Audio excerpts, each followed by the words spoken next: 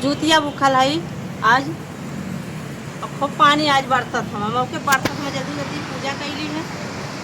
आ बच्चन के हमरे लड़का बच्चा के खुशहाल रखा, गंगा जमुना खाने बड़ा हमरो मन लग जा, हमरे लड़कन के बंधन महाराज परिवार एक लड़का सबको रक्षा पाल करिया, सभी को रक्षा पाल करिया।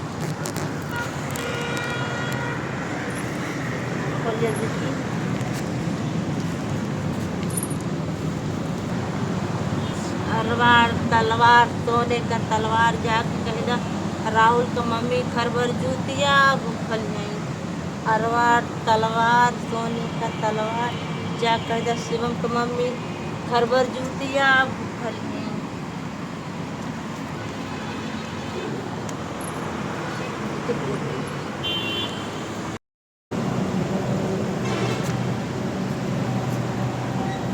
देखो मिठाई उठाई सब भीज गई, फल वल बहुत पानी बरसत है। जल्दी जल्दी पूजा कर लेने, पूजो नहीं कही, बहुत पानी बरसत है। और मिठाई खा लेना सब जने, पूजा हो गया, मिठाई कल खिलाएंगे।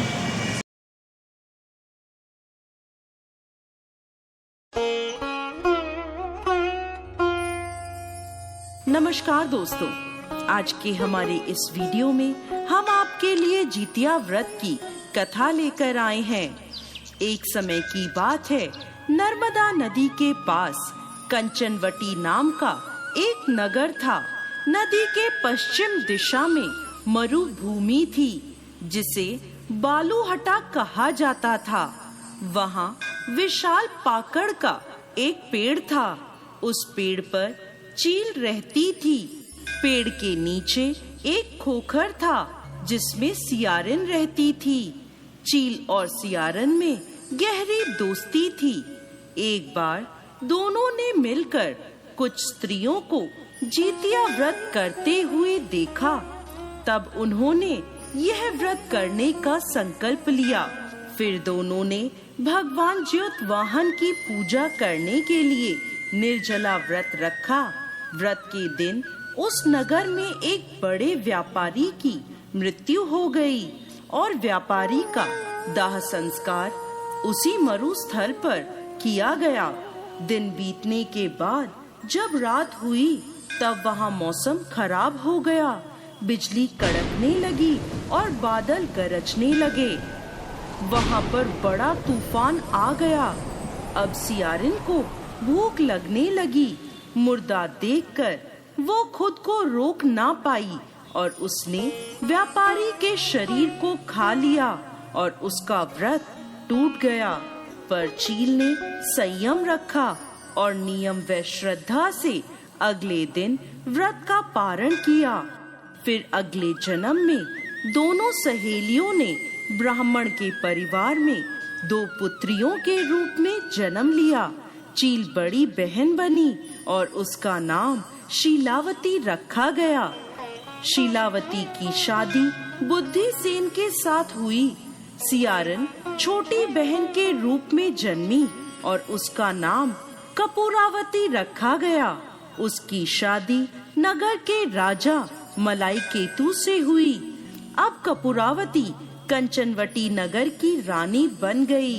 भगवान ज्योतवाहन के आशीर्वाद से शीलावती के 7 पुत्र हुए, पर कपूरावती के सभी बच्चे जन्म लेते ही मर जाते थे।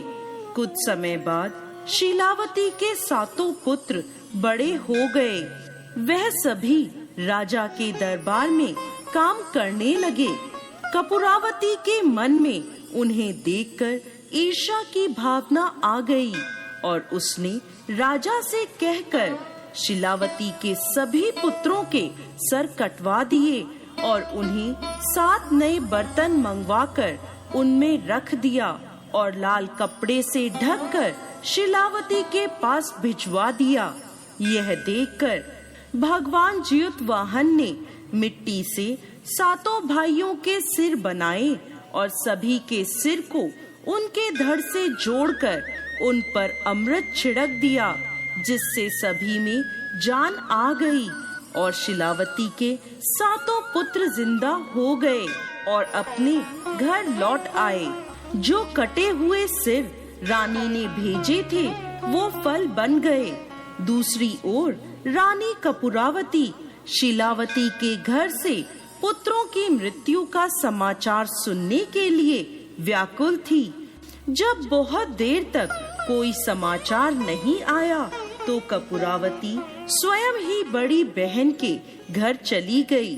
वहाँ सबको जिंदा और खुश देखकर वो बेहोश हो गई। जब उसे होश आया तो अपनी बहन को उसने सारी बात बता दी। उसे अपनी गलती का पछतावा हो रहा था। भगवान ज्योतवाहन की कृपा से शिलावती को पूर्व जन्म की बातें याद आ गईं। वो कपूरावती को लेकर उसी पाकड़ के पेड़ के पास गई और उसे सारी बात बताई। यह सुनकर कपूरावती उसी समय मृत्यु को प्राप्त हुई। जब राजा को यह खबर मिली तो उसने उसी जगह पर पाकड़ के पेड़ के नीचे कपूरावती का दाह संस्कार कर दिया। हे भगवान ज्योतवाहन, जैसे आपने शिलावती के 7 पुत्रों की रक्षा करी, वैसे ही इस कहानी को कहते, सुनते और हुंकार भरते सब पर कृपा करना।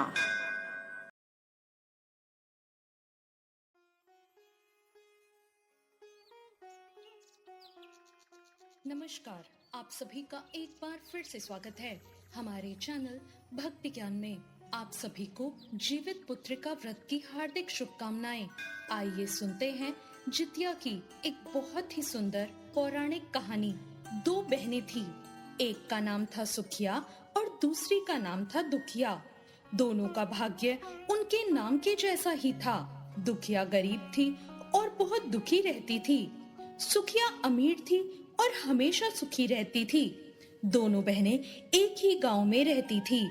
दुखिया सुखिया के घर काम करती थी, साफ सफाई करती, खाना बनाती और जो खाना बच जाता वो खाना सुखिया दुखिया को दे देती। इस तरह दुखिया का घर चलता था। समय बीतता गया। दोनों के 2 बच्चे थे। सुखिया के भी 2 पुत्र और दुखिया के भी 2 पुत्र थे। जब जितिया का व्रत आया तो दोनों बहनों ने जितिया का व्रत रखा। दुखिया सुखिया के घर में काम करती थी। व्रत के दिन दुखिया ने सुखिया के घर जो चावल फटका, उससे जो खुर्दी निकली वो अपने लिए रख ली और साफ चावल सुखिया को दे दिए। फिर उसने साग चुना और बढ़िया वाला साग सुखिया के लिए रख दिया और जो डंठल थे वो उसने अपने लिए रख लिए।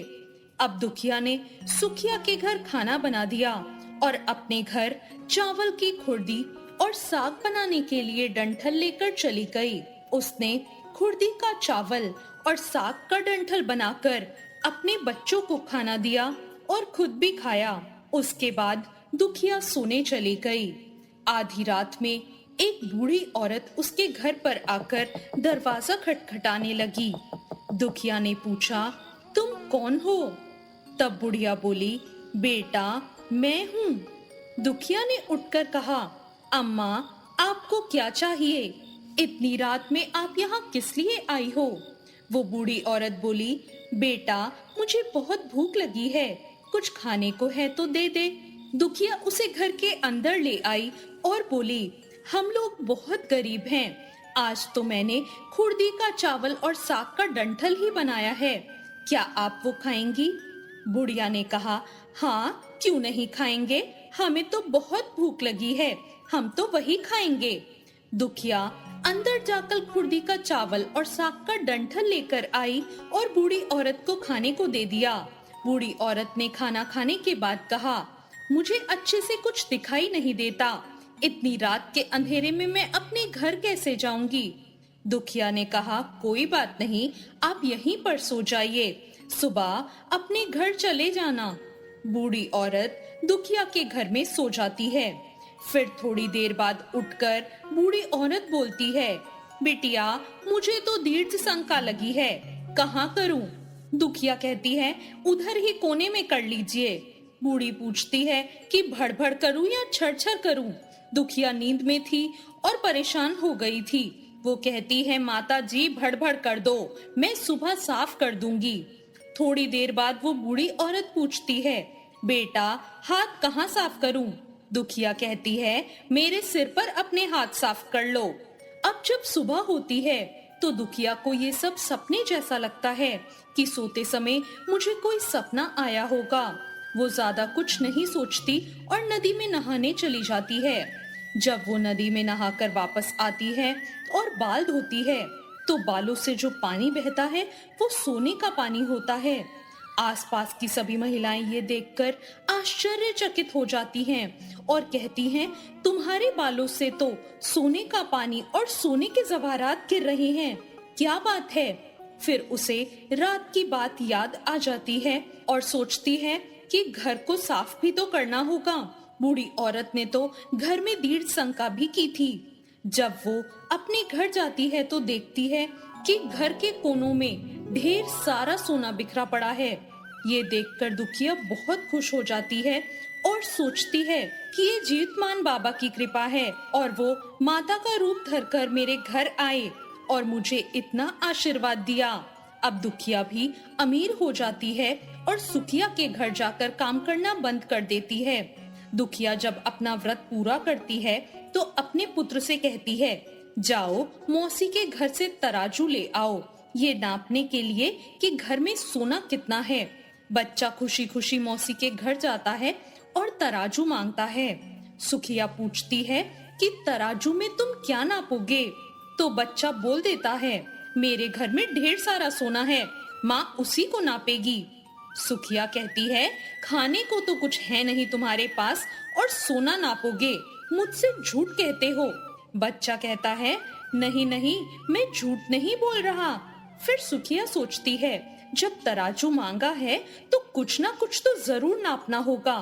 इसलिए वो तराजू के नीचे गोंद लगा देती है, जिससे जो भी नपेगा वो थोड़ा सा इसमें भी चिपक जाए, जिससे उसे पता चल जाए कि वो क्या नाप रहे थे। दुखिया जब तराजू पर सोना नापती है तो सोने का टुकड़ा उस गोंद पे चिपक जाता है और फिर बाद में सुखिया उसे उलट पुलट कर देखती है तो तराजू में सोना लगा मिलता है। सुखिया सोचती है, उसके घर में जरूर कहीं से सोना आया होगा, इसलिए वो कई दिन से काम पर भी नहीं आ रही। सुखिया उसके घर में जाकर देखती है कि आखिर ये सोना आया कहाँ से। जब सुखिया दुखिया के पास जाकर पूछती है कि तुम्हारे पास इतना सोना कहाँ से आया कि तुमने नापने के लिए तराजू मांगा, तो दुखिया उसे सारी कहानी बता देती है। दुखिया का मन एकदम सच्चा था, इसलिए उसने कुछ नहीं छुपाया और सब बता दिया। लेकिन सुखिया के मन में तो लालच आने लगा कि दुखिया के पास हमसे ज्यादा धन आ गया। अब अगले जितिया मैं भी खुर्दी का चावल और साग का डंठल बनाऊंगी। और फिर अगला साल आया। सुखिया और दुखिया दोनों बहनों ने व्रत रखा। सुखिया के पास हर तरह का सुख भी था और धन भी था। फिर भी जितिया के दिन चावल फटक कर साफ चावल उसने फेंक दिया और खुर्दी अपने पास रख ली। साग तोड़कर पत्तियां फेंककर डंठल अपने पास रख ली और उसने वही बनाया। खा पी कर पूजा पाठ करके वो सोने चली गई। फिर आधी रात में उसके घर में एक बूढ़ी औरत आई और दरवाजा खटखटाने लगी।